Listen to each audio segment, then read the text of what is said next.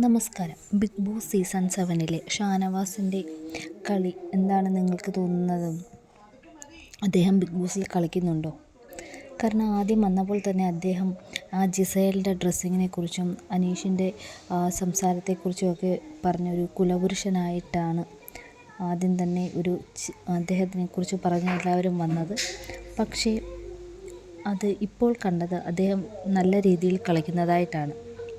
കാരണം അദ്ദേഹത്തിൻ്റെ ഒരു ക്വാളിറ്റി എന്താണെന്ന് വെച്ചാൽ എന്തെങ്കിലും ഒന്നും മനസ്സിൽ വെച്ച് പെരുമാറുകയൊന്നുമില്ല. കാരണം ഒരു പ്രശ്നം ഉണ്ടായാൽ അത് അവിടെ തീർന്നു, പിന്നീടൊന്നുമില്ല.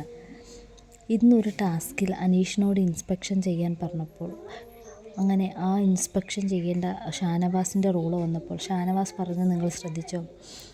കാരണം ആ ടാസ്കിൽ ആദ്യം നമ്മൾ വന്നപ്പോൾ കടന്നു വന്നൊരു ടാസ്ക് ഉണ്ടല്ലോ, ആ ടാസ്കിൽ ആ ബാഡ്ജ് കൈവശം വെക്കുന്നവർക്കേ വസ്ത്രം ഉണ്ടായിരുന്നുള്ളൂ. ഇതിപ്പോൾ ഷാനവാസിൻ്റെ കയ്യിൽ നിന്ന് ആ ബാഡ്ജ് നഷ്ടപ്പെട്ടു.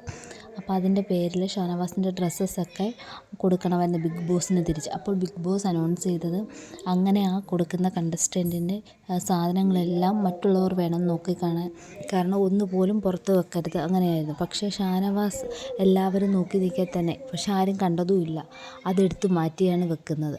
അത് തന്നെ ഷാനവാസിൻ്റെ ഒരു കളിയായിട്ടാണ് ഇവിടെ മാറിയിരിക്കുന്നത്. അതാണ് മൈൻഡ് ബ്ലോയിങ് കളി എന്ന് പറയുന്നത്.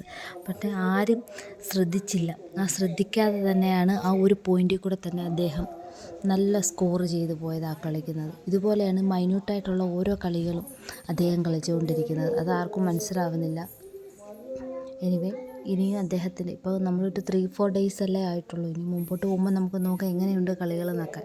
എന്തായാലും ഈ വർഷത്തെ സീസൺ എന്ന് പറയുന്നത് ഇറ്റ് വാസ് എന്താ പറയുക, വളരെ ഒരു അമേസിങ് സീസൺ ആയിരുന്നു എന്ന് പറയാം. സീസൺ ആയിരുന്നു, അല്ല ആണ്.